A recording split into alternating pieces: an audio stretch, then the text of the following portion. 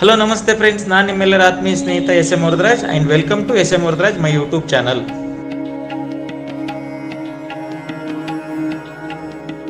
ನೋಡಿ ಸ್ನೇಹಿತರೆ, ನಿಮಗೆಲ್ಲರಿಗೂ ನಾನು ಈಗ ತೋರಿಸಿ ವಿವರಿಸಲು ಹೊರಟಿರುವ ಪ್ರೇಕ್ಷಣೀಯ ಸ್ಥಳ, ಸುಪ್ರಸಿದ್ಧವಾದಂತಹ ಸ್ಥಳ ಹಾಗೂ ಇತಿಹಾಸದ ಸುವರ್ಣ ಅಕ್ಷರಗಳಲ್ಲಿ ಬರೆಸಲ್ಪಟ್ಟಿರುವ ದೈವಿ ಸನ್ನಿಧಿ ಯಾವುದೆಂದರೆ 12ನೇ ಶತಮಾನದ ವಿಜಯನಗರ ಸಾಮ್ರಾಜ್ಯದ ಇತಿಹಾಸ ಮತ್ತು ಅದಕ್ಕಿಂತಲೂ ಪೂರ್ವದಲ್ಲಿನ ಕಲ್ಯಾಣ ಚಾಲುಕ್ಯರ ಕಾಲದ ಇತಿಹಾಸವನ್ನು ಹೊಂದಿರುವ ಶ್ರೀ ಶಿವರಾತ್ರೇಶ್ವರ ದೇವಸ್ಥಾನದ ಕುರಿತು. ಬನ್ನಿ ಸ್ನೇಹಿತರೆ, ನಿಮಗೆಲ್ಲರಿಗೂ ಈ ದೇವಸ್ಥಾನಕ್ಕೆ ಹಾರ್ದಿಕ ಅಂದರೆ ಹೃದಯಪೂರ್ವಕ ಸ್ವಾಗತ ಮತ್ತು ಸುಸ್ವಾಗತ.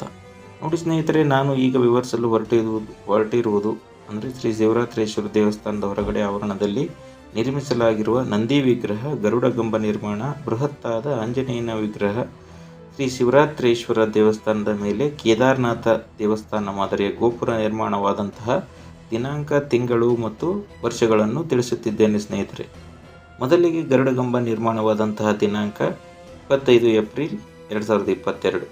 ನಂತರ ನಂದಿ ವಿಗ್ರಹ ನಿರ್ಮಾಣ ಮಾಡಿ ಪೂಜೆ ಪುನಸ್ಕಾರ ನಂತರ ಅಭಿಷೇಕ ಮಾಡಿ ಕಳಸ ಸ್ಥಾಪನೆ ಮಾಡಿದಂಥ ದಿನಾಂಕ 18/12/2022 ಅಂದರೆ ತದನಂತರ ಶ್ರೀ ಶಿವರಾತ್ರೇಶ್ವರ ದೇವಸ್ಥಾನದ ಮೇಲೆ ನಿರ್ಮಿಸಿರುವ ಬದ್ರಿನಾಥ ದೇವಸ್ಥಾನ ಮಾದರಿ ಗೋಪುರ ಪ್ಲ್ಯಾನಿಂಗ್ ಮಾಡಿದ ದಿನಾಂಕ ಅಂದರೆ ಗೋಪುರ ಮಾದರಿಯ ಯೋಜನೆ ಮಾಡಿದಂಥ ದಿನಾಂಕ 27 ಮಾರ್ಚ್ 2022. ಬದ್ರಿನಾಥ ದೇವಸ್ಥಾನ ಮಾದರಿಯಲ್ಲಿರುವ ಗೋಪುರ ನಿರ್ಮಾಣವಾದಂತಹ ದಿನಾಂಕ 7 ಜುಲೈ 2022. ಹಾಗೆಯೇ ಶ್ರೀ ಶಿವರಾತ್ರೇಶ್ವರ ದೇವಸ್ಥಾನದ ಹೊರಗಡೆ ಆವರಣದಲ್ಲಿ ಉತ್ತರಾಭಿಮುಖವಾಗಿರುವ 21 ಅಡಿ ಎತ್ತರದ ಬೃಹತ್ ಆಂಜನೇಯನ ಮೂರ್ತಿಯನ್ನು ಅಂದಾಜು 6 ಲಕ್ಷ ಮೊತ್ತದಲ್ಲಿ ಅಂದರೆ 6 ಲಕ್ಷ ರೂಪಾಯಿಗಳ ಮೊತ್ತದಲ್ಲಿ ನಿರ್ಮಿಸಲಾಗಿರುವಂಥ ದಿನಾಂಕ 2024 ಯುಗಾದಿಯ ದಿನದಂದು.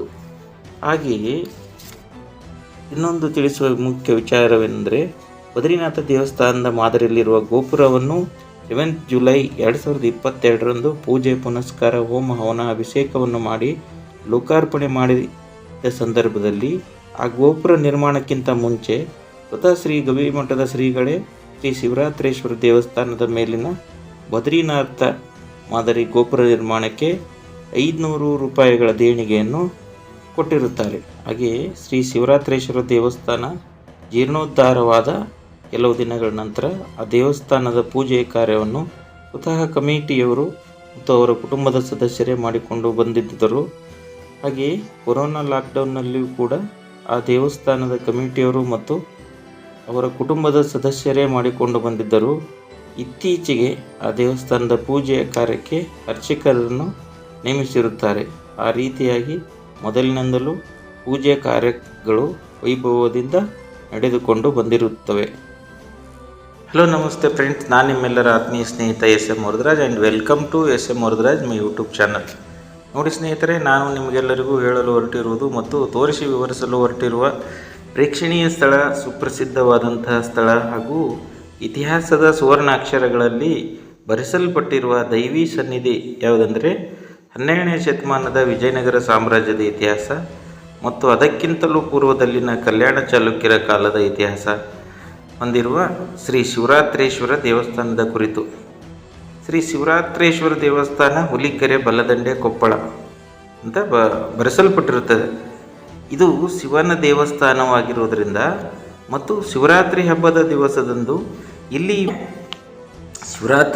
ದಿವಸದಂದು ಇಲ್ಲಿ ವಿಶೇಷವಾದಂತಹ ಉತ್ಸವ, ಹೋಮ ಹವನ, ಪೂಜೆ ಪುನಸ್ಕಾರ ಮತ್ತು ಅಭಿಷೇಕದ ಕಾರ್ಯಕ್ರಮಗಳು ವೈಭವೋಪೇತವಾಗಿ ಅಂದರೆ ಅತ್ಯಂತ ವೈಭವದಿಂದ ನಡೆದುಕೊಂಡು ಬಂದಿರುವುದರಿಂದ ಈ ದೇವಸ್ಥಾನಕ್ಕೆ ಶ್ರೀ ಶಿವರಾತ್ರೇಶ್ವರ ದೇವಸ್ಥಾನ ಎಂದು ಹೆಸರು ಬಂದಿದೆ. ಅಂದರೆ ಈ ದೇವಸ್ಥಾನಕ್ಕೆ ಶಿವರಾತ್ರೇಶ್ವರ ಹೆಸರು ಬರಲು ಕಾರಣ ಏನು ಅಂತ ಗೊತ್ತಾಯಿತು.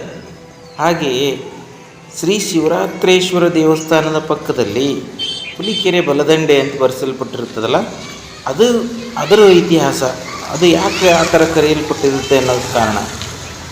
ಅದು ಹುಲಿಕೆರೆ ಅಂತ ಹೆಸರು ಬರಲಿಕ್ಕೆ ಕಾರಣವೇನೆಂದರೆ ಶಿವರಾತ್ರೇಶ್ವರ ದೇವಸ್ಥಾನದ ಬಲಬದಿಯಲ್ಲಿ ಅಂದರೆ ಬಲದಂಡೆಯಲ್ಲಿ ಕೆರೆ ಇರುವುದರಿಂದ ಮತ್ತು ಆ ಕೆರೆಯಲ್ಲಿ ಮುಂಚೆ ಅಂದರೆ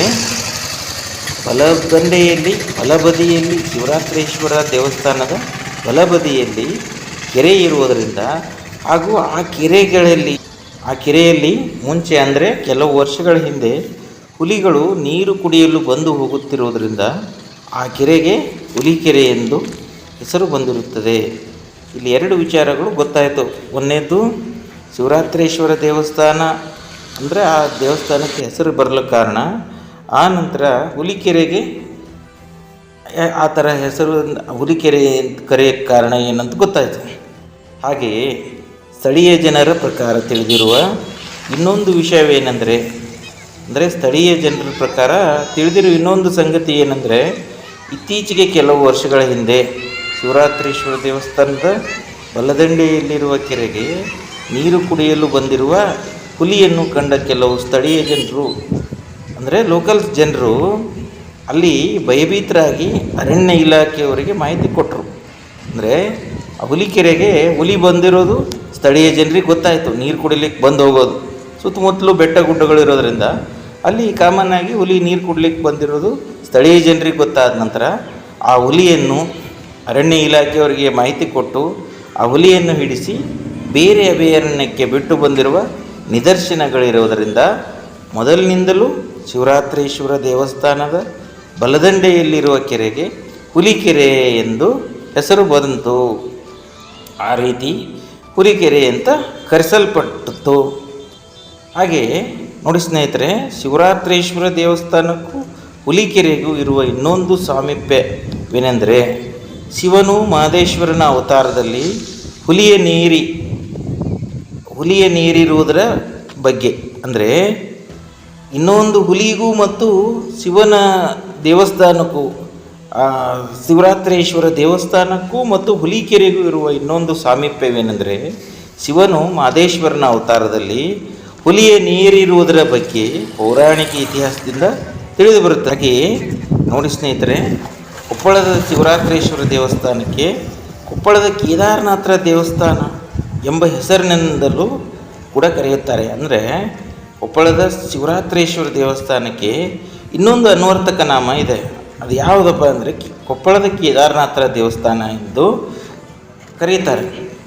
ಹಾಗೆಯೇ ಉತ್ತರಾಖಂಡದಲ್ಲಿರುವ ಕೇದಾರನಾಥ ದೇವಸ್ಥಾನ ಮತ್ತು ಕೊಪ್ಪಳದಲ್ಲಿರುವ ಶಿವರಾತ್ರೀಶ್ವರ ದೇವಸ್ಥಾನಕ್ಕಿರುವ ಸಾಮೀಪ್ಯ ಅಂದರೆ, ಎರಡೂ ದೇವಾಲಯಗಳನ್ನು ಸಮೀಕರಿಸಿದಾಗ ತಿಳಿದು ಬರುವ ಪ್ರಮುಖ ಸಂಗತಿ ಯಾವುದಂದರೆ, ಕೇದಾರನಾಥ ದೇವಸ್ಥಾನದ ಎರಡೂ ಮಗ್ಗುಲಿನಲ್ಲಿ ಅಂದರೆ ಆ ದೇವಸ್ಥಾನದ ಎರಡೂ ಬದಿಗೂ ಎರಡು ಇರುವಂಥದ್ದು ಕಂಡುಬರ್ತದೆ. ಒಂದನೇ ನದಿ ಯಾವುದಪ್ಪ ಅಂದರೆ ಗುಪ್ತಗಾಮಿನಿಯಾದ ಸರಸ್ವತಿ ನದಿ. ಅಂದರೆ ಅದು ಕಾಣಲ್ಲ, ಆಲ್ರೆಡಿ ಅದು ನೆಲದಲ್ಲಿ ಮುಳುಗಿ ಹೋಗಿದೆ. ಮತ್ತು ಇನ್ನೊಂದು ಮಂದಾಕಿನಿ ನದಿ ಅಂತ. ಹಾಗೆಯೇ ಕೊಪ್ಪಳದಲ್ಲಿ ಶಿವರಾತ್ರೀಶ್ವರದ ಎಡಬಲಭಾಗದಲ್ಲಿ ಎರಡು ನೀರಿನ ಮೂಲಗಳು ಅಂದರೆ ಎರಡು ಕೆರೆಗಳು. ಅಂದರೆ ಬಲಬದಿಯಲ್ಲಿ ನೋಡಿ ಸ್ನೇಹಿತರೆ, ಶಿವರಾತ್ರೀಶ್ವರ ದೇವಸ್ಥಾನದ ಬಲಬದಿಯಲ್ಲಿ ಅಂದರೆ ಬಲಭಾಗದಲ್ಲಿ ಹುಲಿಕೆರೆ ಇರುತ್ತದೆ. ಹಾಗೆಯೇ ಶಿವರಾತ್ರೀಶ್ವರ ದೇವಸ್ಥಾನದ ಎಡಭಾಗದಲ್ಲಿ ಹಂದಿಕೆರೆ ಇರುತ್ತದೆ. ಅಂದರೆ ಹೆಸರೇ ಸೂಚಿಸಿರುವ ಪ್ರಕಾರ ಸುತ್ತಮುತ್ತಲೂ ಬೆಟ್ಟ ಗುಡ್ಡಗಳಿರೋದ್ರಿಂದ ಕಾಡು ಹಂದಿಗಳು ನೀರಿನ ಸೇವನೆಗೆ ಬಂದು ಹೋಗುವುದರಿಂದ ಆ ಕೆರೆಯನ್ನು ಹಂದಿಕೆರೆ ಎಂಬ ಹೆಸರಿನಿಂದ ಕರೆಯುತ್ತಾರೆ. ಅಂದರೆ ಒಂದನೇದು ಹುಲಿಕೆರೆ ಅಂತ ಗೊತ್ತಾಯಿತು ಬಲದಂಡೆಯಲ್ಲಿ, ಅಂದರೆ ಶಿವರಾತ್ರೀಶ್ವರದ ದೇವಸ್ಥಾನದ ಬಲಬದಿಯಲ್ಲಿರುವಂಥ ಕೆರೆಗೆ ಹುಲಿಕೆರೆ. ಅಂದರೆ ಅಲ್ಲಿ ಹುಲಿಗಳು ನೀರು ಕುಡಿಯೋಕ್ಕೆ ಬರೋದರಿಂದ ಅಲ್ಲಿ ಹುಲಿಕೆರೆ ಅಂತ ಕರೆಸಲ್ಪಟ್ಟು, ಅದೇ ರೀತಿ ಶಿವರಾತ್ರೀಶ್ವರ ದೇವಸ್ಥಾನದ ಎಡಭಾಗದಲ್ಲಿ ಹಂದಿಕೆರೆ ಅಂದರೆ ಅಲ್ಲಿ ಕಾಡು ಹಂದಿಗಳು ನೀರಿನ ಸೇವನೆಗೆ ಬಂದು ಹೋಗೋದ್ರಿಂದ ಅಲ್ಲಿ ಆ ಕೆರೆಗೆ ಹಂದಿಕೆರೆ ಎಂಬ ಹೆಸರು ಕರೆಸಲ್ಪಡುತ್ತದೆ. ಅಂದರೆ ಆ ಹಂದಿಕೆರೆ ಎಂದು ಕರೆಯಲ್ಪಡುತ್ತದೆ. ಹಾಗೆ ನೋಡಿ ಸ್ನೇಹಿತರೆ, ನಾನು ಇದುವರೆಗೂ ಶಿವರಾತ್ರೀಶ್ವರ ದೇವಸ್ಥಾನದ ಬಗ್ಗೆ ಮತ್ತು ಶಿವರಾತ್ರೀಶ್ವರ ದೇವಸ್ಥಾನದ ಬಲದಂಡೆಯಲ್ಲಿ ಹುಲಿಕೆರೆಯ ಬಗ್ಗೆಯೂ ಕೂಡ ತಿಳಿಸಿರುತ್ತೇನೆ. ಈಗ ನಾನು ನಿಮಗೆಲ್ಲರಿಗೂ ತಿಳಿಯಪಡಿಸುವ ಪ್ರಮುಖವಾದ ಘಟ್ಟ ಯಾವುದಂದರೆ, ಶ್ರೀ ಶಿವರಾತ್ರೀಶ್ವರ ದೇವಸ್ಥಾನದ ಸ್ಥಳ ಪುರಾಣ ಮತ್ತು ಸ್ಥಳ ಮಹಿಮೆಯ ಬಗ್ಗೆ. ಅಂದರೆ ಪ್ರತಿಯೊಂದು ಸ್ಥಳಕ್ಕೂ ಪ್ರತಿಯೊಂದು ದೇವಸ್ಥಾನಕ್ಕೂ ಅಲ್ಲಿ ಸ್ಥಳ ಪುರಾಣ ಮತ್ತು ಸ್ಥಳ ಮಹಿಮೆ ಅಂತ ಇತಿಹಾಸ ಇರುತ್ತೆ. ಅಂದರೆ ಶಿವರಾತ್ರೀಶ್ವರ ದೇವಸ್ಥಾನದ ಮೂಲ ಇತಿಹಾಸದ ಬಗ್ಗೆ. ಹಾಗೆಯೇ ಕೊಪ್ಪಳ ಶ್ರೀ ಶಿವರಾತ್ರೀಶ್ವರ ದೇವಸ್ಥಾನಕ್ಕೆ ಇನ್ನೊಂದು ಅನ್ವರ್ಥಕ ನಾಮ ಕೊಪ್ಪಳದ ಕೇದಾರನಾಥ ದೇವಸ್ಥಾನ ಎಂದು ಕರೆಯಲು ಪ್ರಮುಖ ಕಾರಣದ ಬಗ್ಗೆ.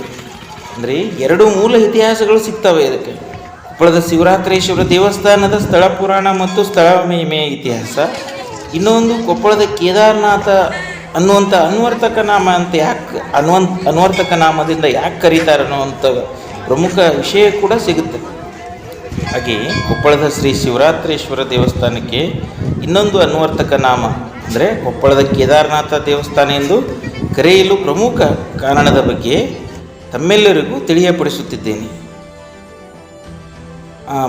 ಬನ್ನಿ ಸ್ನೇಹಿತರೆ, ಮತ್ತೊಮ್ಮೆ ಎಲ್ಲರಿಗೂ ಕೊಪ್ಪಳದ ಶಿವರಾತ್ರೇಶ್ವರ ದೇವಸ್ಥಾನಕ್ಕೆ ಅಂದರೆ ಕೊಪ್ಪಳದ ಕೇದಾರನಾಥ ಎಂಬ ಅನ್ವರ್ಥ ನಾಮದಿಂದ ಕರೆಸಲ್ಪಡುವ ದೇವಸ್ಥಾನಕ್ಕೆ ಮತ್ತೊಮ್ಮೆ ತಮಗೆಲ್ಲರಿಗೂ ಹಾರ್ದಿಕ ಅಂದರೆ ಹೃದಯಪೂರ್ವಕ ಸುಸ್ವಾಗತ. ಸುಮಾರು 60ರಿಂದ 65 ವರ್ಷಗಳ ಹಿಂದೆ ಸೊಂಡೂರಿನ ಸಂಗಪ್ಪಜ್ಜನವರು ಅಂದರೆ ಕೊಪ್ಪಳದ ಶ್ರೀ ಶಿವರಾತ್ರೇಶ್ವರ ದೇವಸ್ಥಾನದ ಜೀರ್ಣೋದ್ಧಾರ ಮಾಡಿಸಿರುವಂತಹ ಶಿವನ ಭಕ್ತರು ತಮ್ಮ ತರುಣಾವಸ್ಥೆಯಲ್ಲಿ ಅಂದರೆ 25ನೇ ವರ್ಷದಲ್ಲಿ ಕೆರೆಯಲ್ಲಿ ಗಣಪತಿ ವಿಸರ್ಜನೆಗೆ ಸೊಂಡೂರಿನ ಸಂಗಪ್ಪಜ್ಜ ಎನ್ನುವ ಶಿವನ ಭಕ್ತರು ತಮ್ಮ ತರುಣಾವಸ್ಥೆಯಲ್ಲಿ ಅಂದರೆ ತಮ್ಮ 25ನೇ ವರ್ಷದಲ್ಲಿ ಗಣೇಶನ ಭಕ್ತರು ಆಗಿನ ಕಾಲದಲ್ಲಿ ಗಣೇಶ ವಿಸರ್ಜನೆಯ ಸಂದರ್ಭದಲ್ಲಿ ಗಲಾಟೆಯಾದ ಪರಿಣಾಮವಾಗಿ ಅಂದರೆ ಗಣೇಶನ ಭಕ್ತರು ಗಣೇಶನ ವಿಸರ್ಜನೆ ಟೈಮಲ್ಲಿ ಗಲಾಟೆ ಆದ ಸಂದರ್ಭದಲ್ಲಿ ಗಣೇಶನ ವಿಸರ್ಜನೆಗೆ ಎಂದು ಬಂದಿರುವ ಭಕ್ತರ ಗುಂಪೊಂದು ಸೊಂಡೂರಿನ ಸಂಗಪ್ಪಜ್ಜನವರ ಹತ್ತಿರ ರಕ್ಷಣೆಗಾಗಿ ಬಂದು ಆಗಿನ ಕಾಲದಲ್ಲಿದ್ದ ಬೆಟ್ಟದ ಕೆಳಗಡೆಯಲ್ಲಿರುವ ಕುರಿದೊಡ್ಡಿಯಲ್ಲಿ ಅವಿತಿಕೊಂಡಿರುವ ಸಂದರ್ಭದಲ್ಲಿ ಅಂದರೆ ಸಂಗಪ್ಪಜ್ಜನವ್ರ ಹತ್ರ ಸೊಂಡೂರಿನ ಸಂಗಪ್ಪಜ್ಜ ಅಂತಂದರೆ ಯಾರು, ಈ ಶ್ರೀ ಶಿವರಾತ್ರೇಶ್ವರ ದೇವಸ್ಥಾನದ ಜೀರ್ಣೋದ್ಧಾರ ತಮ್ಮ ಸ್ವಂತ ಖರ್ಚಿನಲ್ಲಿ ಮಾಡಿಸಿರುವಂತಹ ಶಿವನ ಭಕ್ತರು. ಅಲ್ಲಿ ಕೆಲವು ವರ್ಷಗಳ ಹಿಂದೆ ಗಣೇಶನ ವಿಸರ್ಜನೆ ಬಂದ ಜನರ ಗುಂಪೊಂದರಲ್ಲಿ ಗಲಾಟೆ ಆಯಿತು. ಅದರಲ್ಲಿ ಗಲಾಟೆ ನಂತರ ಭಕ್ತರ ಗುಂಪೊಂದು ಸೊಂಡೂರಿನ ಸಂಗಪ್ಪಜ್ಜನವ್ರ ಹತ್ರ ರಕ್ಷಣೆಗಾಗಿ ಬಂದರು. ಆಗಿನ ಕಾಲದಲ್ಲಿದ್ದ ಬೆಟ್ಟದ ಕೆಳಗಡೆಯಲ್ಲಿ ಇರುವ ಕುರಿದೊಡ್ಡಿಯಲ್ಲಿ ಅವಿತುಕೊಂಡಿರುವ ಸಂದರ್ಭದಲ್ಲಿ ಆ ಗುಂಪು ಅಲ್ಲಿ ಅವಿತುಕೊಂಡಿರುವ ಸಂದರ್ಭದಲ್ಲಿ ಅಡಗಿಕೊಂಡಿರುವ ಸಂದರ್ಭದಲ್ಲಿ ಅಲ್ಲಿ ಕಸದ ಗುಡ್ಡೆಯೊಳಗೆ ಒಂದು ಶಿವಲಿಂಗ ಪತ್ತೆಯಾಗಿರುತ್ತದೆ. ಆ ಟೈಮಲ್ಲಿ ಅವರಿಗೆ ಒಂದು ಶಿವಲಿಂಗ ಪತ್ತೆ ಆಗುತ್ತೆ. ಅವರು ಒಂದು ಶಿವಲಿಂಗ ನೋಡ್ತಾರೆ. ಆ ಸಂದರ್ಭದಲ್ಲಿ ರಕ್ಷಣೆ ಪಡೆಯಲು ಬಂದಿರುವ ಗಣೇಶನ ಭಕ್ತರು ಸೊಂಡೂರಿನ ಸಂಗಪ್ಪಜ್ಜನವರಿಗೆ ಆ ಶಿವಲಿಂಗವನ್ನು ತೋರಿಸಿದ ನಂತರ ಅಂದಿನಿಂದ ಅವರು ಅಂದರೆ ಆ ಸೊಂಡೂರಿನ ಸಂಗಪ್ಪಜ್ಜನವರು ಆ ಸ್ಥಳವನ್ನು ಸ್ವಚ್ಛಗೊಳಿಸಿ ಶುಭ್ರಗೊಳಿಸಿದ ನಂತರ ಆ ಸ್ಥಳದಲ್ಲಿ ಸಿಕ್ಕಿರುವ 12ನೇ ಶತಮಾನದ ವಿಜಯನಗರ ಕಾಲದ ಆಗಿನ ಕಾಲದಲ್ಲಿ ಋಷಿ ಮುನಿಗಳಿಂದ ಪ್ರಾಣ ಪ್ರತಿಷ್ಠಾಪನೆಗೊಂಡ ಅಂದರೆ ಹೋಮ ಹವನಾದಿಗಳಿಂದ ಮೂರ್ತಿ ಪ್ರತಿಷ್ಠಾಪನೆ ಹಾಗೂ ಪ್ರಾಣ ಪ್ರತಿಷ್ಠಾಪನೆಯಾದಂತಹ ಆಗಿನ ಕಾಲದ ಲಿಂಗವನ್ನು ಪ್ರತಿ ದಿವಸವೂ ಕೂಡ ಪೂಜಿಸುತ್ತಾ ಬಂದು ಶಿವರಾತ್ರಿ ಹಬ್ಬದ ದಿವಸದಂದು ವಿಶೇಷವಾದಂತಹ ಪೂಜೆ ಪುನಸ್ಕಾರ ಹೋಮ ಹವನ ಅಭಿಷೇಕಗಳಿಂದ ಸೇವೆಗೈಯುತ್ತಾ ಬಂದಿರುವುದು. ಅಂದರೆ ಶಿವಲಿಂಗಕ್ಕೆ ನಿರಂತರ ಭಕ್ತಿಯ ಸೇವೆಯನ್ನು ಸಮರ್ಪಿಸುತ್ತಾ ಬಂದಿರುವುದು ಎಲ್ಲರಿಗೂ ಅಂದರೆ ಇತರ ಶಿವರಾತ್ರೇಶ್ವರನ ಭಕ್ತರಿಗೂ ಮನದಟ್ಟಾಗಿರುತ್ತದೆ. ಹಾಗೆಯೇ ಶ್ರೀ ಶಿವರಾತ್ರೇಶ್ವರ ದೇವಸ್ಥಾನದ ಜೀರ್ಣೋದ್ಧಾರಕ್ಕಾಗಿ ತಮ್ಮ ತನುಮನಧನಗಳನ್ನು ಅಂದರೆ ತಮ್ಮ ಭಕ್ತಿ ಕಾಯಕದಿಂದ ಮನಪೂರ್ವಕ ಭಕ್ತಿಭಾವದಿಂದ ಧನಧಾನ್ಯಗಳನ್ನು ಸಮರ್ಪಿಸುವುದಲ್ಲದೆ ನಿರಂತರ ಹೋರಾಟ ಮಾಡಿ ಶ್ರೀ ಶಿವರಾತ್ರೇಶ್ವರ ದೇವಸ್ಥಾನದ ಟ್ರಸ್ಟ್ ಕೂಡ ನಿರ್ಮಿಸಿರುತ್ತಾರೆ. ನೋಡಿ ಸ್ನೇಹಿತರೆ, ಶ್ರೀ ಶಿವರಾತ್ರೇಶ್ವರ ದೇವಸ್ಥಾನದ ಟ್ರಸ್ಟನ್ನು ಸೊಂಡೂರಿನ ಸಂಗಪ್ಪಜ್ಜನವರು ಹೇಗೆ ಹುಟ್ಟು ಹಾಕಿದ್ದಾರೆ ಎನ್ನುವುದರ ಬಗ್ಗೆ ಈಗಾಗಲೇ ತಿಳಿಸಿರುತ್ತೇನೆ. ಹಾಗೆಯೇ ಆ ಶಿವನ ಭಕ್ತರಿಗೆ ಅಂದರೆ ಸೊಂಡೂರಿನ ಸಂಗಪ್ಪಜ್ಜನವರಿಗೆ ತುಂಬ ವಯಸ್ಸಾಗಿರುವುದರಿಂದ ಅವರು ಸುಮಾರು 6-7 ವರ್ಷಗಳ ಹಿಂದೆ ಅಂದರೆ 2019 ಮತ್ತು 20ನೇ ಸಾಲಿನಲ್ಲಿ ಟ್ರಸ್ಟ್ ನಿರ್ಮಾಣ ಮಾಡಿ ಆ ಟ್ರಸ್ಟ್ಗೆ ಅಧ್ಯಕ್ಷ ಸ್ಥಾನವನ್ನು ಉದ್ಯಮಿಗಳು ಹಾಗೂ ಶಿವನ ಭಕ್ತರಾದಂತಹ ಶ್ರೀಯುತ ಅನಿಲ್ ನಾಲ್ವಡ್ರವರಿಗೆ ವಹಿಸಿಕೊಟ್ಟಿರುತ್ತಾರೆ. ಹಾಗೆಯೇ ಮುಂಚೆಯೇ ದುರ್ಗಾದೇವಿ ಮಿತ್ರ ಮಂಡಳಿಯ ಅಧ್ಯಕ್ಷ ಸ್ಥಾನವನ್ನು ವಹಿಸಿರುವಂತಹ ಉದ್ಯಮಿಗಳು ಹಾಗೂ ಚಿನ್ನದ ಅಂಗಡಿಯ ವ್ಯಾಪಾರಸ್ಥರಾದಂತಹ ಶ್ರೀಯುತ ದಾಮೋದರ್ ವರ್ಣೇಕರ್ ಅವರಿಗೆ ಶ್ರೀ ಶಿವರಾತ್ರೇಶ್ವರ ದೇವಸ್ಥಾನದ ಟ್ರಸ್ಟ್ನ ಉಪಾಧ್ಯಕ್ಷರನ್ನಾಗಿ ನೇಮಕ ಮಾಡಿರುತ್ತಾರೆ.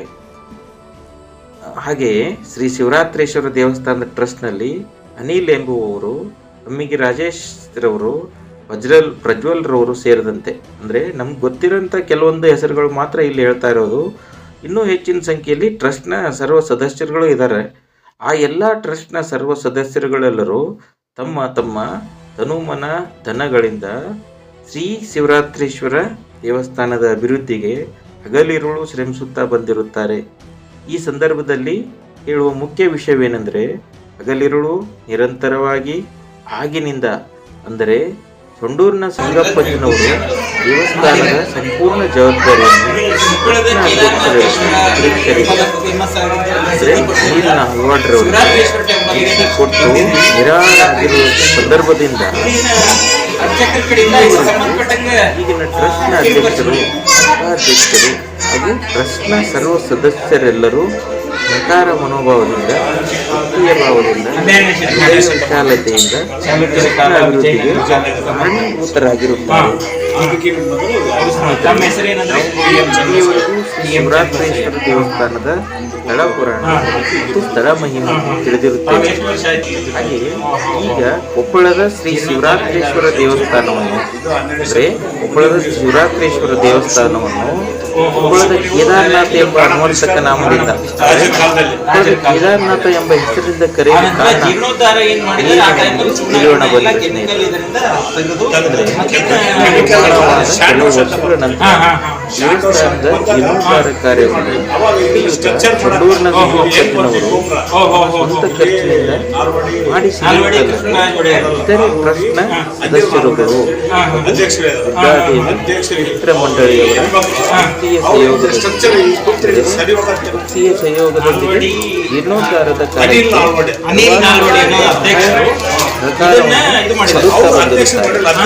ಸಂದರ್ಭದಲ್ಲಿ ಶಿವರಾತ್ರೇಶ್ವರ ದೇವಸ್ಥಾನದ ವಿಭಾಗದಲ್ಲಿ ಮೊದಲು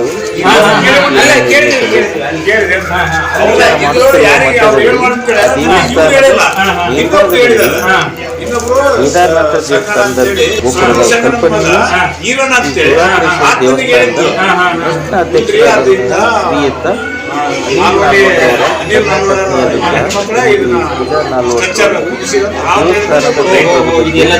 ವಿಚಾರ ಮಾಡುತ್ತಿರುವ ಸಮಯದಲ್ಲಿ ಗೋಪುರದ ಮಾದರಿ ಆಯ್ಕೆಯಾಗಿದೆ. ಶಿವರಾತ್ರೇಶ್ವರ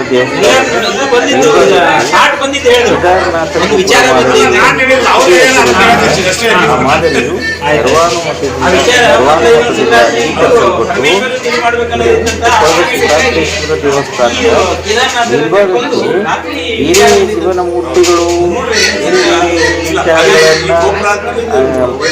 ವಿಚಾರಗಳನ್ನು ಮಾಡಿದಾಗ ಅದನ್ನ ಯಾವುದೂ ಸರಿ ಹೋಗದೇ ಇದ್ದಾಗ ಶಿವರಾತ್ರೇಶ್ವರ ದೇವಸ್ಥಾನದ ಮೇಲ್ಭಾಗಕ್ಕೆ ಕೇದಾರನಾಥೇಶ್ವರ ಮಾದರಿ ಒಪ್ಪಿಗೆಯಾಗಿರುವುದರಿಂದ ಆ ಮಾದರಿಯು ಸರ್ವಾನುಮತದಿಂದ ಎಲ್ಲರಿಂದ ಒಪ್ಪಿಗೆಯಾಗಲ್ಪಟ್ಟು ಅಂದರೆ ಅಂಗೀಕರಿಸಲ್ಪಟ್ಟು ಅದೇ ಗೋಪುರ ಮಾದರಿಯು ಕೇವಲ 4 ತಿಂಗಳಲ್ಲಿ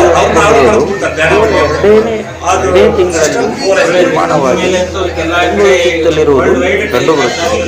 ಇಂದಿನಿಂದ ಕೊಪ್ಪಳದ ಶ್ರೀ ಶಿವರಾತ್ರೇಶ್ವರ ದೇವಸ್ಥಾನಕ್ಕೆ ಕೊಪ್ಪಳದ ಕೇದಾರನಾಥ ದೇವಸ್ಥಾನ ಹಾಗೆ ಕೊಪ್ಪಳದ ಮಿನಿ ಕೇದಾರನಾಥ ದೇವಸ್ಥಾನ ಎಂದು ಕರೆಯುತ್ತಾ ಬಂದಿರುತ್ತಾರೆ.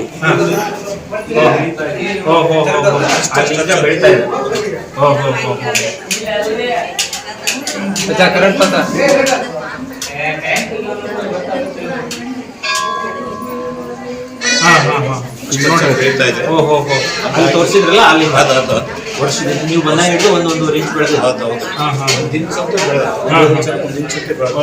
ಇದನ್ನ ನಮಗೆ ಗುರ್ತು ಮಾಡಿದ್ದ ಈ ಅನಿಲ್ ನಾಡ್ರ ಅಧ್ಯಕ್ಷ.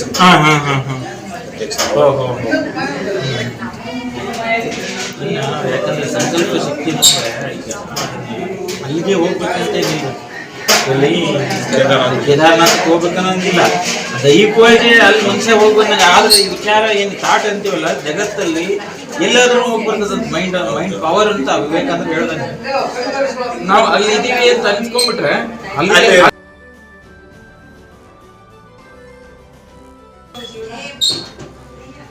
ಅಲ್ಲಿಂದ ಬರ್ತದೆ.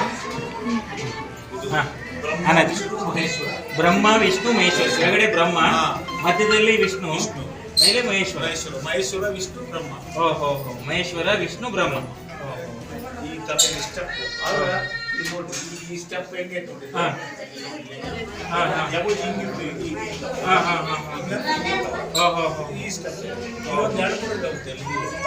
ಈ ತರ ನಮ್ಗೆ ಭಾರತದಲ್ಲಿ 2-3 ಲಿಂಗಗಳು ಅಷ್ಟೇ ಇರೋದು. ಕೊಪ್ಪಳದಲ್ಲಿ ಇತಿಹಾಸನೂ ಇದೆ. 12ನೇ ಶತಮಾನದಿಂದ ಚಾಲುಕ್ಯರ ಕಾಲದ ಇತಿಹಾಸ, ವಿಜಯನಗರ ಸಾಮ್ರಾಜ್ಯದ ಇತಿಹಾಸ ಮುಂಚಿತವಾಗಿ ಐತೆ. ಬಹಳ ಚೆನ್ನಾಗಿದೆ. ಎಲ್ಲ ಬಂದಾಗ ಏನಂತಾರೆ, ಬಹಳ ಚೆನ್ನಾಗಿರ್ತದೆ. ನಾವೇನು ಇವತ್ತಿನ ಡೆಕೋರೇಷನ್ ಏನು ಡೆಕೋರೇಷನ್ ಮಾಡಿದ್ರು ಕೂಡ ಮನ್ಸಿಗೆ ಬಹಳ ಆನಂದ ಇರ್ತದೆ. ನಾವೇನು ಸುಮ್ಮನೆ ಮಾಮೂಲಿ ಒಂದು ಹೂನಾರಾಗಿದ್ರೆ ಸಾಕು ನೋಡ್ರಿ, ಅದೆಷ್ಟು ಕಳೆ ಇರ್ತದೆ. ಅದಕ್ಕೇನು ದೈವಿ ಕಳೆ ಅಂತಾರಲ್ಲ ಅದು ಆಮೇಲೆ ಈಗ ನೋಡ್ರಿ, ಅದು ನ್ಯಾಚುರಲಿ ಈ ಪ್ಲೇಸ್ದಲ್ಲಿ ಇದು ಆಗ್ಯದಲ್ಲ, ಅದು ಸುತ್ತಲೂ ಅಲ್ಲಿ ಏನ್ ಹೇಳ್ತಾರೆ, ಕೇದಾರ್ನಾಥಕ್ಕೆ ಸಂಬಂಧಪಟ್ಟಂಗೆ ಹೇಳಿದ್ರಲ್ಲಿ ಆಗ್ಗೆ ಸ್ಪೀಚ್ ಕೊಡ್ಬೇಕಾದ್ರೆ ಎಡಬಲ ನದಿ ಇದೆ ಅಂತ. ಇಲ್ಲಿ ಕೆರೆಗಳಿದಾವೆ, ಕೆರೆ ಐತೆ, ಈ ಕಡೆ ಒಂದು ಕೆರೆ, ಆ ಕಡೆ ಒಂದು ಕೆರೆ ಇರ್ತಿದಾವೆ, 2 ಕೆರೆಗಳು ಬರ್ತಾವೆ. ಮತ್ತೆ ಇದರಿಂದ ದೊಡ್ಡ ಕೆರೆ ಐತೆ. ಹೌದಲ್ಲ ಸರ್, ಇದರಿಂದ ಐತಾರ ಸರ್. ಅವ್ರನ್ನ ಇನ್ನೂ ಹೆಚ್ಚಿನ ರೀತಿಯಲ್ಲಿ ಕೇಳಿದ್ರೆ ಆ ನಂತರ ಸುತ್ತಲೂ ಬೆಟ್ಟ. ಆಮೇಲೆ ಅದನ್ನ ಈಗ ಏನ್ ಹೇಳಿದ್ರು, ಯುನೆಸ್ಕೋ ವಿಶ್ವ ಪಾರಂಪರಿಕ ತಾಣಗಳ ಪಟ್ಟಿಗೆ ಸೇರಿದ್ರಿಂದ ಭಯಂಕರ ವರ್ಲ್ಡ್ ಅಲ್ಲಿ ಒಂದು ಉನ್ನತ ಮಟ್ಟಕ್ಕೆ ಇದಾಗ್ತದೆ. ಈ ಬೆಟ್ಟದಿಂದ ಅಶೋಕ ಶಿಲಾಶಾಸನ ಇದೆ ಸರ್. ಅವಾಗ ಜನ ಬದುಕಿದ್ದು ಅದನ್ನ ಇದು ಮಾಡಿ ಚಿಲೆಗುಡ್ಡ ತಗೊಂಡಿದ್ದೀವಿ. ಬಟ್ ನೀವು ಹೇಳಿದ್ರಲ್ಲ ಒಂದಿಷ್ಟು ಪ್ಲೇಸಸ್ ಮತ್ತೆ ಪ್ರತಿ ಬೆಳಿಗ್ಗೆ ಸೂರ್ಯನ ಕಿರಣ ಈಶ್ವರ ಬೀಳುತ್ತೆ. ನೋಡ್ರಿ, ಅದು ಒಂದು ಅಂದ್ರೆ ಈ ಪೂರ್ವಾಭಿಮುಖವಾಗಿರೋದ್ರಿಂದ ಸೂರ್ಯನ ಕಿರಣಗಳು ಅಂದ್ರೆ ಸೂರ್ಯನಿಂದನೇ ಅಭಿಷೇಕ ಮಾಡಿದಂಗೆ ಆಗ್ತದೆ. ಸೂರ್ಯನ ಕಿರಣಗಳ ಅಭಿಷೇಕ ಆಗುತ್ತೆ. ಅದೊಂದು ವಿಶೇಷ. ಆಮೇಲೆ ಇನ್ನು ಪಾಸಿಟಿವ್ ವೈಬ್ಸ್ ಕಂಟಿನ್ಯೂಸ್ ಇದ್ದೇ ಇರ್ತದ್ರಿ. ಅಲ್ಲೇ ನಾವು ಹೇಳಿದ್ವಿ, ಪ್ರತಿ ಸೋಮವಾರ, ಆನಂತರ ಅಮಾವಾಸ್ಯೆ ಬರ್ತದೆ, ನಡು ವಿಶೇಷ ದಿನಗಳು ಬರ್ತದೆ. ಹಂಗಾಗಿ ಆ ವೈಬ್ಸ್ ಕಂಟಿನ್ಯೂ ರೊಟೇಟ್ ಆಗ್ತಾನೆ ಇರುತ್ತೆ. ಆನಂತರ ಹೋಮ ಹವನಗಳು, ಪೂಜೆ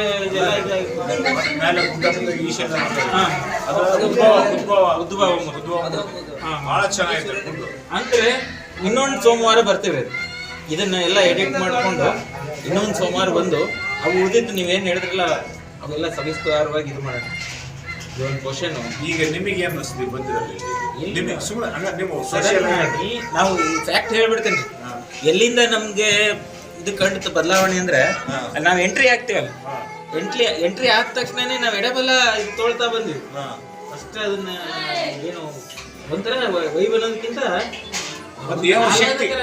ಇಲ್ಲಿ ಪಾಸಿಟಿವ್ ವೈಬ್ಸ್ ಒಂದು ಎದುರುಗಡೆ, ಎಡಬಲದಲ್ಲಿ ತಂಪಾದ ವಾತಾವರಣ ಬಂದ್ಬಿಟ್ರೆ ನಾವು ಎಲ್ಲ ಕಳೆದು ಹೋಗ್ಬಿಡ್ತೀವಿ ಅಂತೇವಲ್ಲ.